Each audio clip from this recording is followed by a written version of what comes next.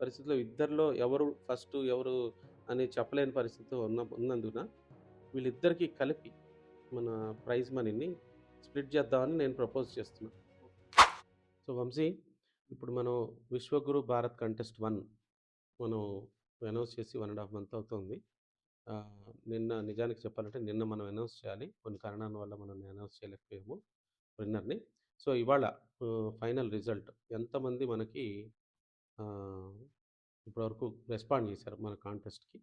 ఈ కాంటెస్ట్‌లో మనం how to decolonize Indian education system అని చెప్పని ఫస్ట్ ఒక ఛాలెంజ్ ఇచ్చాము.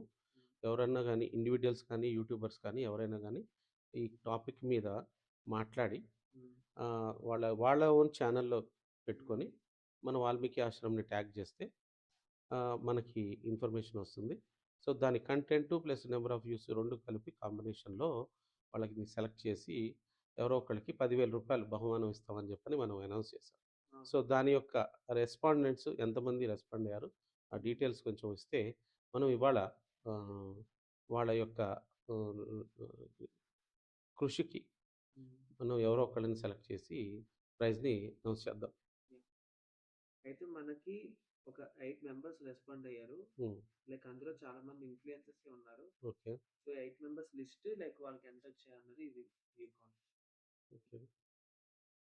సో మానస, హరిప్రియ, మేధా ద యోగిన్ వితిన్, రికాల్వే, మైథిలి, జసి జస్వంత్ అడ్వైజర్ లేడీ, తర్వాత ఇంకొక అతను ప్రదీప్.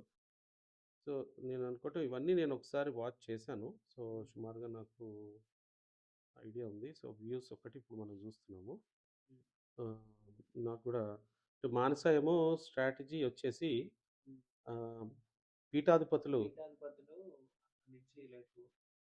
వాళ్ళు ఏదన్నా మంచి పుణ్యక్షేత్రాలలో ఫేమస్ ప్లేసెస్లో మొదలు పెట్టాలి.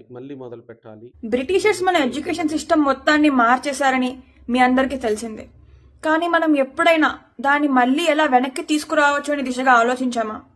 ఇప్పుడు కొంచెం ఆలోచనలు జరుగుతున్నాయి. కానీ నాకు ఒక ఆలోచన ఉంది. మన సనాతన ధర్మశాస్త్రాన్ని చాలా ఎక్కువగా ఫాలో అవుతాను. మన వేదాలని, పురాణాలని, ఇతిహాసాన్ని, అవే మన ధర్మానికి బేస్.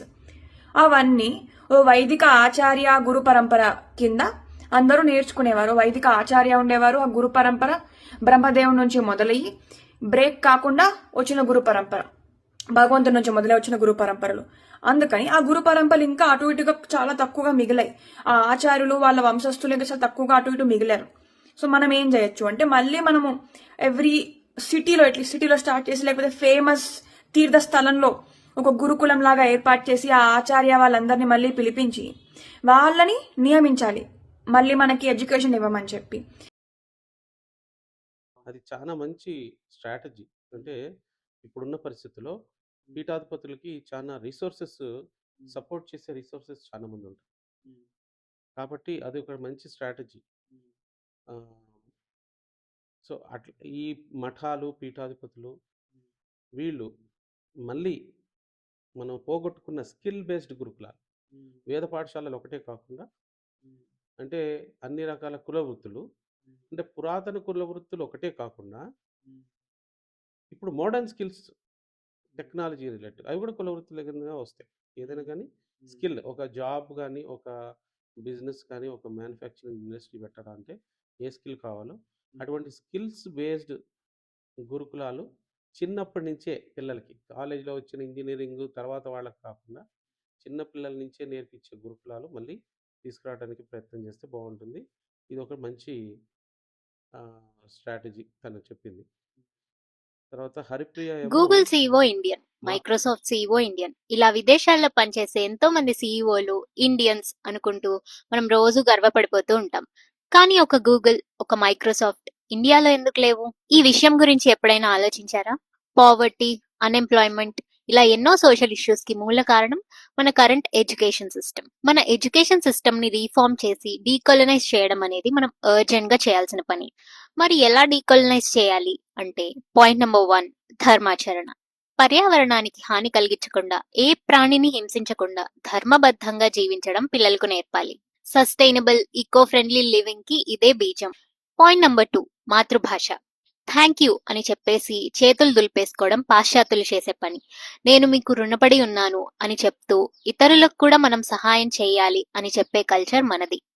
మన భాషలోనే మన కల్చర్ దాగి ఉంది. కనుక మాతృభాషకి ఎడ్యుకేషన్ సిస్టంలో ప్రాధాన్యం ఇవ్వాలి. మాతృభాషే కాదు, మన regional art forms, martial art forms, వీటన్నిటి మీద పిల్లలకు ఆసక్తి రేకెత్తించాలి. పాయింట్ నెంబర్ 3, సైంటిఫిక్ టెంపర్ ని తిరిగి తీసుకురావాలి. ఏదైనా బాగా లోతుగా పరిశీలించి అన్వేషించడం భారత జాతి రక్తంలోనే ఉంది. కానీ సర్వైవల్ మోడ్ లో పడి మనం దాన్ని మర్చిపోతున్నాం. మంచి ల్యాబ్స్, రీసెర్చ్, వీటికి ఇమీడియట్ మానిటరీ బెనిఫిట్ రాకపోవచ్చు. కానీ లాంగ్ టర్మ్ లో మనల్ని కాపాడేవి, ఇండిపెండెంట్ గా చేసేవి ఈ రీసెర్చ్ అండ్ ఎక్స్పెరిమెంట్సే. సొసైటీని 2 అడుగులు ముందుకు తీసుకెళ్లిన వాళ్ళని రోల్ మోడల్స్ గా పిల్లలకు చూపించాలి. రీసెర్చ్ అండ్ డెవలప్మెంట్ సైడ్ వెళ్లేందుకు పిల్లలను ప్రోత్సహించాలి. ఇలానే మన ఇండియన్ ఎడ్యుకేషన్ సిస్టమ్ ని డీకొలనైజ్ చేయడానికి మీ దగ్గర ఏమైనా ఐడియాస్ ఉంటే షేర్ ఇట్ విత్ వాల్మీకి ఆశ్రమం. తర్వాత అన్ఎంప్లాయ్మెంట్ అన్ఎంప్లాయ్మెంట్ కారణము అంటే ఈ డీకాలనైజేషన్ అవసరం ఏంటి అనే దానికి మంచి పాయింట్ చెప్పింది. ఈ అన్ఎంప్లాయ్మెంట్ కారణం ఈ కొలోనియల్ స్లేవ్ మెంటాలిటీ ఎడ్యుకేషన్ అని చెప్పి సరిగ్గా పాయింట్అవుట్ చేసింది. తర్వాత ఇంకొక పాయింట్ ఏం చెప్పింది తను, టెక్నాలజీ, మార్షల్ ఆర్ట్స్, తర్వాత టెక్నాలజీ గురుకులాలు, సైంటిఫిక్ ఎక్విప్మెంట్ పెంచే గురుకులాలు తేవాలన్నది, అది కూడా చాలా మంచి పాయింట్. సో మిగతా వాళ్ళు కూడా, మైథిలి కూడా బాగానే చెప్పింది. జస్సి జస్వంత్ ఆయన కూడా బాగానే చెప్పాడు. అయితే ఈ అడ్వైజర్ లేడీ కూడా చాలా వ్యూస్ వచ్చినాయి, 1,00,000 వ్యూస్ దాకా వచ్చినాయి. కానీ తను స్ట్రాటజీ చెప్పల. తను మెయిన్గా ప్రధానమంత్రి మనం అనౌన్స్ చేసిన కొన్ని రోజులకే ప్రధానమంత్రి గారు అంటే అయోధ్య నుంచి ఈ దేశాన్ని డీకాలనైజ్ చేయాలి, డీకాలనైజ్ చేయడానికి ఎడ్యుకేషన్ సిస్టమ్ని ఓవర్హాల్ చేయడానికి 10 సంవత్సరాల్లో ఈ డీకాలనైజ్ చేయాలని ఒక ఒక టైం ఫ్రేమ్ పెట్టారు. సో దానికి రెస్పాండ్ చేస్తూ ఈ అడ్వైజర్ లేడీ గారు అమెరికా నుంచి, కెనడా నుంచి, అమెరికా నుంచి ముందే మనం అడిగిన దానికంటే ముందే ఆమె చేసి పెట్టింది. సో దాన్ని మనకి ట్యాగ్ చేసింది. అయితే దాంట్లో చాలా బాగా చెప్పింది, కానీ స్ట్రాటజీ మాట్లాడలేదు. ఇప్పుడున్న పరిస్థితుల్లో మనం ఏ విధంగా చేస్తే ఆడుతుందని స్ట్రాటజీ మాట్లాడలేదు. సో ప్రస్తుతానికి మైత్రిలో కూడా బాగానే చెప్పింది. సో ఇప్పుడున్న పరిస్థితుల్లో మనము అవార్డు ఇప్పుడు మానసకి, హరిప్రియకి ఇద్దరికి టైలాగా ఉంది మన రేటింగ్లో. మానసకి ఎక్కువ వ్యూస్ వచ్చినా కూడా హరిప్రియ అది స్ట్రాటజీ కొంచెం ఎక్కువగా మాట్లాడింది. సో మనం ప్రస్తుతానికి ఇప్పుడున్న మన పరిస్థితిలో ఇద్దరిలో ఎవరు ఫస్ట్ ఎవరు అని చెప్పలేని పరిస్థితి ఉన్నందున వీళ్ళిద్దరికీ కలిపి మన ప్రైజ్ మనీని స్ప్లిట్ చేద్దామని నేను ప్రపోజ్ చేస్తున్నాను. సో వాళ్ళిద్దరూ బాగా చెప్పారు, అంటే మిగతా వాళ్ళు కూడా బాగానే చెప్పారు, కానీ కొంచెం బిహైండ్ ఉన్నారు. వీళ్ళిద్దరు టై అయ్యారు కాబట్టి ఈ ప్రైజ్ మనీని మానసకి, హరిప్రియకి స్ప్లిట్ చేసి ఇవ్వాలని నా సంకల్పం, నా యొక్క అభిప్రాయం. సో వాళ్ళని వీలైతే ఒక ఆనరబుల్గా మన గురుకులానికి రప్పించి వాళ్ళకి మెసేజ్ పంపించి, ఓకే తనకి రావటానికి కావాల్సిన ఏర్పాట్లు చేయండి, తర్వాత ఇక్కడికి వచ్చిన తర్వాత ఇక్కడ తనకి మన గురుకులను చూపించి ఇదే విధంగా మన గురుకులంలో నుంచి వచ్చిన ఈ కాంటెస్ట్ నెక్స్ట్ కాంటెస్ట్ రేపు అనౌన్స్ చేద్దాం, నెంబర్ 2 కాంటెస్ట్. సో నెంబర్ 2 కాంటెస్ట్లో కూడా మళ్ళీ ఇప్పుడు మాట్లాడిన 8 మంది కాకుండా ఈసారి కనీసం ఒక 20-25 మంది మాట్లాడతారని ఆశిస్తూ, అంటే దీని యొక్క ఉద్దేశం అవేర్నెస్, ఇట్లా మన ఇండియన్ నాలెడ్జ్ సిస్టమ్స్ మీద, మన భారతీయ జ్ఞాన పరంపర మీద కొంచెం అవగాహన ఉన్న మనుషులు, మన ఇన్ఫ్లుయెన్సర్స్ అందరూ ఒక పాయింట్ మీద ఒకే సమయంలో మాట్లాడుతుంటే జనాల్లో ఒక మంచి అవేర్నెస్ వస్తుంది అనే ఉద్దేశంతో ఇటువంటి ఒక స్ట్రాటజీ వాల్మీకి ఆశ్రమం తీసుకొచ్చింది ప్రజల ముందుకి. సో మీరు ప్రైజ్ కోసమే కాకుండా మిగతా వాళ్ళందరినీ కూడా ప్రోత్సహించాలనేది మా విజ్ఞప్తి. సో మీ వీడియోలో మిగతా వాళ్ళని కూడా ప్రోత్సహిస్తూ మీరు కూడా పాల్గొనండి అని చెప్తూ, వీలైతే మీకు తెలిసిన ఇన్‌ఫ్లుయెన్సర్స్‌కి ఫోన్ చేసి మరి ఇది దేశానికి ఒక సేవ చేస్తున్నట్టుగా భావించి, ప్రైజ్ కోసమే కాదు. ఈ ప్రైజ్ అనేది ఒక అదృశ్యంగా పెట్టింది.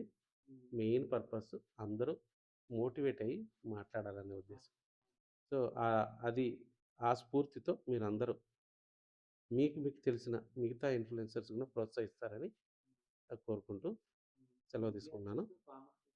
ఎవరైనా సరే కామన్ పీపుల్ అయినా గానీ, ఎవ్వరైనా సరే వాళ్ళ ఓన్ ఛానెల్ క్రియేట్ చేసుకొని యూట్యూబ్‌లోనో, ఇన్‌స్టాలోనో పెట్టుకొని ఈ ఈచ్ టాపిక్ మీద మేమిచ్చే నెక్స్ట్ ఛాలెంజ్ రేపు అనౌన్స్ చేస్తాం.